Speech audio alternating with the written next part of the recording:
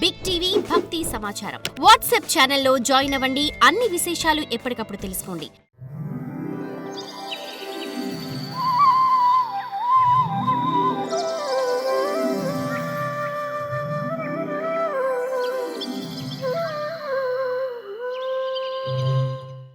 మన్వంతరేషు భగవాన్ బిభ్రత్ సత్వం స్వమూర్తిభిః మన్వాదిభిరిదం విశ్వం అవత్యుదిత పౌరుషః అవత్యుదిత పౌరుషః. ఈ మన్వంతరాలలో భగవంతుడు సత్వగుణాన్ని ఆశ్రయించి తన పౌరుషాన్ని ప్రకటిస్తూ ఉంటాడు. తన రూపాల అయినటువంటి మను మొదలైన వారి ద్వారా ఈ జగత్తును రక్షిస్తూ ఉంటాడు. తన పగలు పూర్తి కాగానే బ్రహ్మదేవుడు తమో గుణాన్ని ఉపాధిగా స్వీకరిస్తాడు. సృష్టి చేయటం మాని నిశ్చేష్టుడై నిద్రిస్తాడు. అప్పుడు కాల ప్రభావం వల్ల సర్వము ఆయనలోనే విలీనమైపోతుంది. బ్రహ్మగారి రాత్రి సమయంలో ప్రళయం జరిగి సర్వము కూడా అన్ని పర్వాలు సర్వాలు అన్నీ కూడా కలిసిపోతాయి. ఉండినటువంటి అంతా సర్వం కలిసిపోతుంది. అప్పుడు సూర్యచంద్రాలు కూడా ఉండరు. భూహు భువహ శుభహ అనే మూడు లోకాలు ఆయనలో కలిసిపోయి అంధకారంతో కప్పబడి ఉంటాయి. అప్పుడు భగవంతుడికి శక్తి ఆదిశేషుడు ముఖం నుండి అగ్నిగా ప్రకటమై విజృంభిస్తుంది. దానినే సంకర్షణాగ్ని అంటారు. అది ముల్లోకాలను దహించి వేస్తూ ఉంటుంది. తీక్ష్ణమైన ఆ జ్వాలల తాపానికి తట్టుకోలేక భృగు మహర్షి మొదలైన మహర్లోకవాసులు జన లోకానికి వెళ్ళిపోతారు. అప్పుడు ఆ కల్పాంతంలో ప్రళయకాలంలో ప్రచండ వాయువులు వీస్తాయి. ఆ వాయువేగానికి మహాసముద్రాల కెరటాల ఉవ్వెత్తున ఎగిసిపడుతూ కట్టలను తెంచుకొని క్షణంలో ముల్లోకాలను ముంచివేస్తాయి. ఆ మహాజలం మధ్యలో శ్రీహరి ఆదిశేషుడిపై శయనించి కన్నులు మూసుకొని యోగ నిద్రలో ఉంటాడు. ఆయనను జనలోకవాసులు స్తుతిస్తూ ఉంటారు. ఈ సృష్టిలో అత్యధికమైనది బ్రహ్మదేవుని ఆయస్సు. అది బ్రహ్మలోక కాలమాన ప్రకారం 100 సంవత్సరాలు.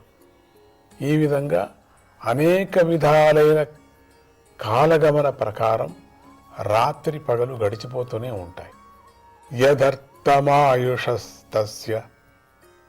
పరార్థమభిధీయతే పూర్వః పరార్థోపక్రాంతో హ్యపరోద్య ప్రవర్తతే.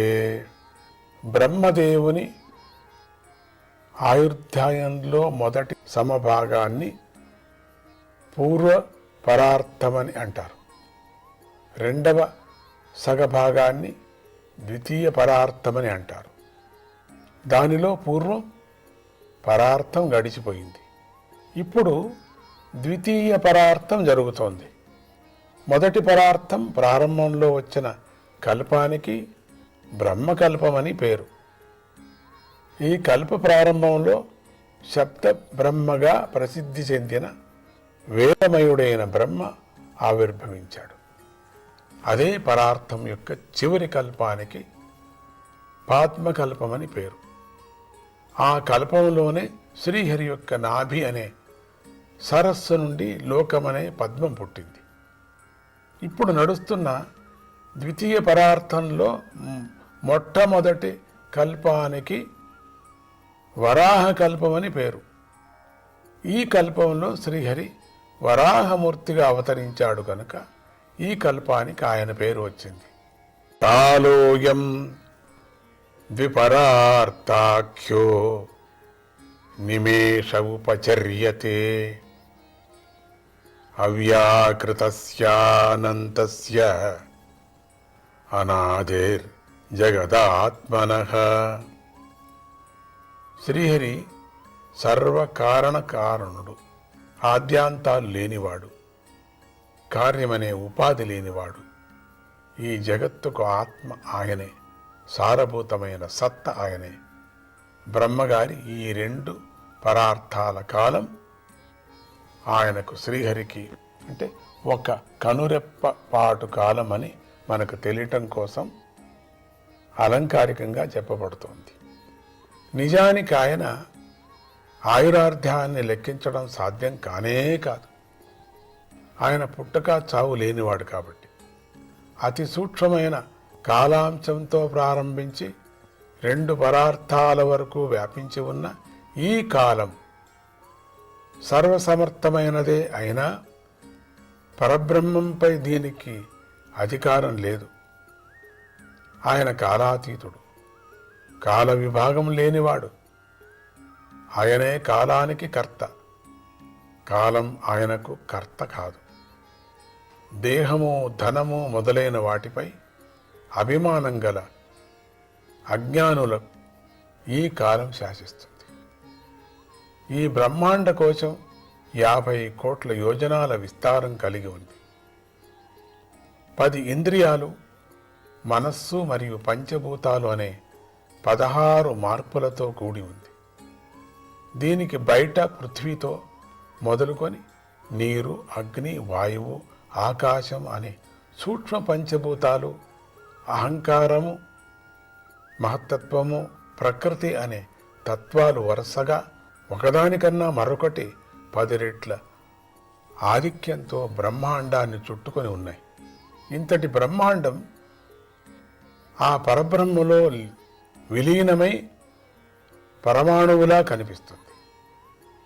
ఆ పరబ్రహ్మ వినాశనం లేనివాడు. మహతత్వం మొదలుగా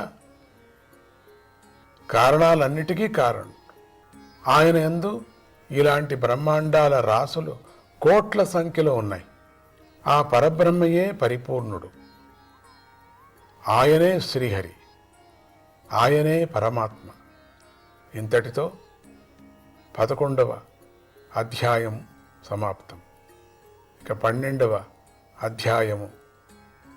ఈ అధ్యాయంలో సృష్టి విస్తరించిన క్రమము, సనకుడు మొదలైన మహర్షులు, రుద్రుడు, మరీచి మొదలైన మహర్షులు, సరస్వతీదేవి, వేదాలు అనే వాటి ఉత్పత్తి చెప్పబడింది. బ్రహ్మగారి దేహం నుండి స్వయంభువ మనువు మరియు శతరూప అనేవారి జన్మలు చెప్పబడ్డాయి. మైత్రేయ మహర్షి విదురుడికి ఇలా చెప్తున్నాడు: పరమేశ్వరుడి యొక్క కాలం అనే విభూతిని ఇంతవరకు నీకు వర్ణించి చెప్పాను. ఇక వేదాలకు నిధి అయిన బ్రహ్మదేవుడు సృష్టిని విస్తరించిన విధానాన్ని ఇప్పుడు విస్తరిస్తాను.